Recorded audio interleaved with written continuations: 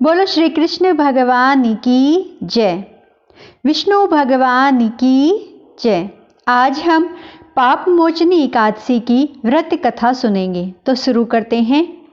अर्जुन ने भगवान श्री कृष्ण से कहा, हे मधुसूदन, आपने फाल्गुन मास के शुक्ल पक्ष की एकादशी अर्थात आमलकी एकादशी के बारे में विस्तार पूर्वक बतलाया।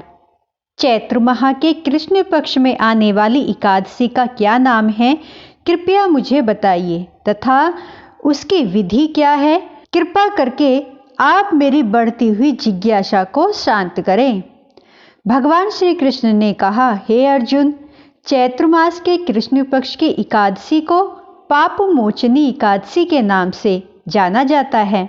एक बार की बात है, पृथ्वीपति राजा माधांता ने लोमश ऋषि से यही प्रश्न किया था जो तुमने मुझसे किया है।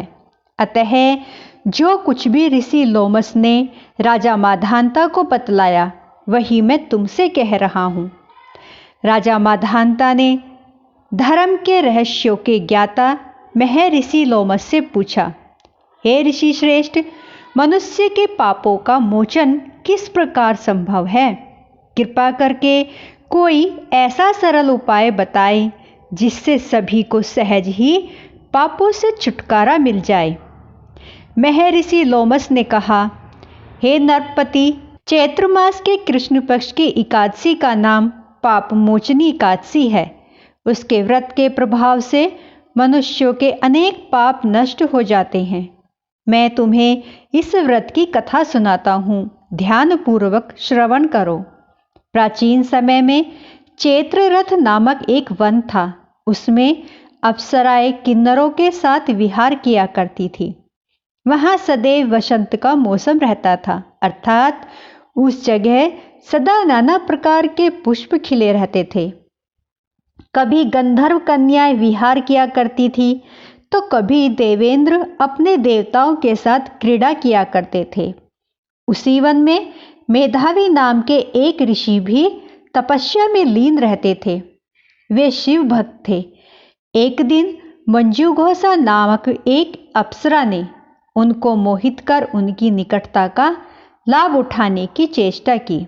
इसलिए वह कुछ दूरी पर बैठकर वीणा बजाकर मधुर स्वर में गाने लगी। उसी समय शिव भक्त महर्षि मेधावी को कामदेव भी जीतने का प्रयास करने लगे।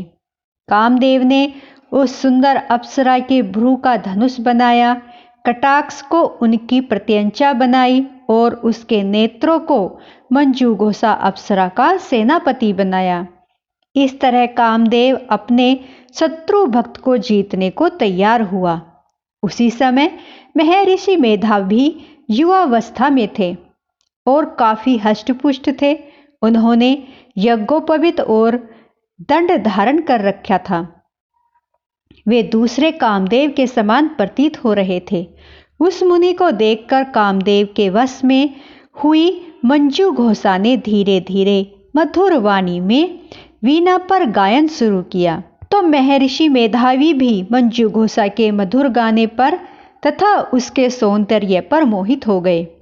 वह अप्सरा मेधावी मुनि को कामदेव से पीड़ित जानकर उनसे आलिंगन करने लगी। महर्षि मेधावी उसके सौंदर्य पर मोहित होकर शिव रहस्य को भूल गए और काम के वशीभूत होकर उसके साथ रमण करने लगे। काम के वशीभूत होने के कारण मुनि को उस समय दिन रात का कुछ भी ज्ञान न रहा और काफी समय तक वे रमण करते रहे। इसके उपरांत मंजूघोषा उस मुनि से बोली, हे ऋषिवर, अब मुझे बहुत समय हो गया है, अतः स्वर्ग जाने की आज्ञा दीजिए। अप्सरा की बात सुनकर ऋषि ने कहा, हे मोहिनी, संध्या को तो आई हो, प्रातःकाल होने पर चली जाना।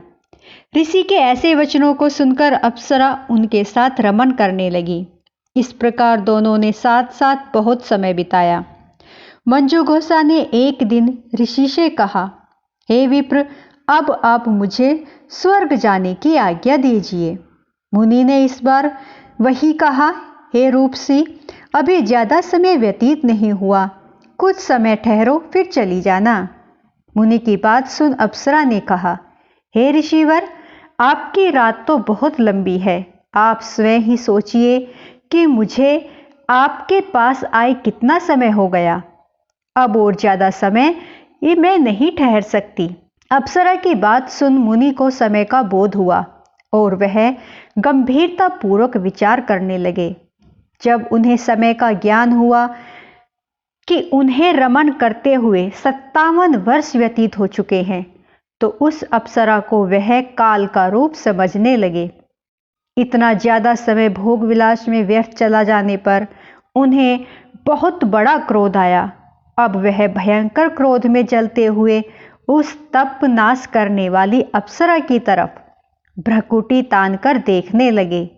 क्रोध से उनके अधर कांपने लगे और इंद्रियां बेकाबू होने लगी। क्रोध से थरथराते स्वर में मुनि ने उस अप्सरा से कहा, मेरे तप को नष्ट करने वाली दुष्टा, तू महापापनी और बहुत ही दुराचारणी है। तुझ पर धिक्कार है। अब तू मेरे श्राप से पिशाचनी बन जा। मुनि के क्रोध युक्त श्राप से वह अप्सरा पिशाचनी बन गई। यह देख वह व्यथित होकर बोली, हे ऋषिवर, अब मुझ पर क्रोध त्याग कर प्रसन्न होइए और कृपा करके बताइए कि इस शाप का निवारण किस प्रकार होगा। विद्वानों ने कहा है, साधुओं की संगत अच्छा फल देने वाली होती है और आपके साथ तो मेरे बहुत वर्ष व्यतीत हुए हैं।